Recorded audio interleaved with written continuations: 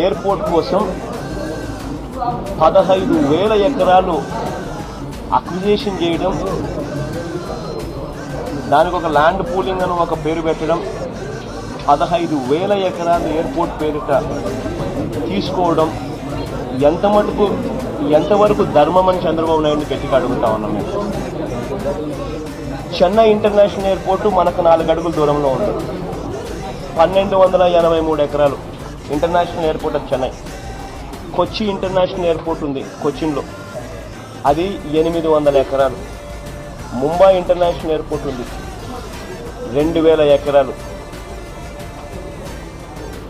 ఉన్న విశాఖపట్నం ఎయిర్పోర్ట్లో మధ్యాహ్నం పూట పోతే ఈగలు తోలుకుంటున్నాం. ఆడ ఉన్నది 350 ఎకరాలు. సరే, ఆ 350 ఎకరాలకు ఇంకా చాలా భూమి ఉంది.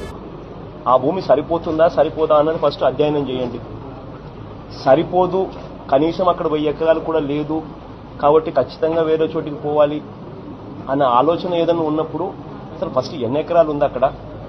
1,283 ఎకరాల్లో చెన్నై ఇంటర్నేషనల్ ఎయిర్పోర్ట్ నడుస్తూ ఉంది. 800 ఎకరాల్లో కొచ్చి ఇంటర్నేషనల్ ఎయిర్పోర్ట్ నడుస్తూ ఉంది. మరి ఇటువంటప్పుడు విశాఖపట్నం ఎయిర్పోర్టు ఎన్ని ఎకరాలు ఉంది, అది సరిపోతుందా సరిపోదా అన్నది ఫస్ట్ అధ్యయనం చేసి అక్కడే నిజంగానే 1000 ఎకరాలు ఉంటే వేరే చోటుకు ఎందుకు పోవాలి?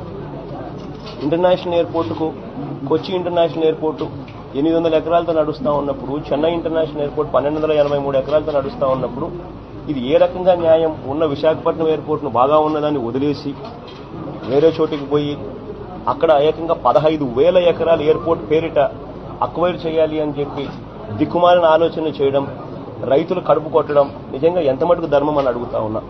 భోగాపురం అనేది భీమిలి నుంచి 5 కిలోమీటర్ల దూరంలో భోగాపురం ఉంది. విశాఖపట్నం నుంచి 25 కిలోమీటర్ల దూరంలో ఉంది. అక్కడ ఒక్కొక్క ఎకరా 2 కోట్ల రూపాయలు పలుకుతా ఉంది. నీ ల్యాండ్ అక్విజిషన్ పుణ్యమా, నీ ల్యాండ్ పూలింగ్ పేరుతో 15,000 ఎకరాలు నువ్వు వాళ్ళకు 1000 గజాలు 1,200 గజాలు ఇచ్చి ఉన్న భూమిని తీసుకుంటే వాళ్ళందరూ ఎక్కడికి పోవాలి? ఇది కరెక్ట్ పద్ధతి కాదు చంద్రబాబు నాయుడు చేస్తూ ఉన్నది.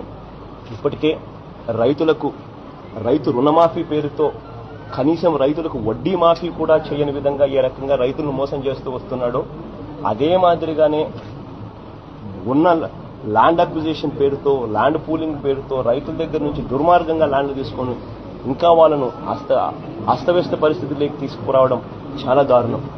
చంద్రబాబు నాయుడు వైఖరి మారాలి. గట్టిగా దీన్ని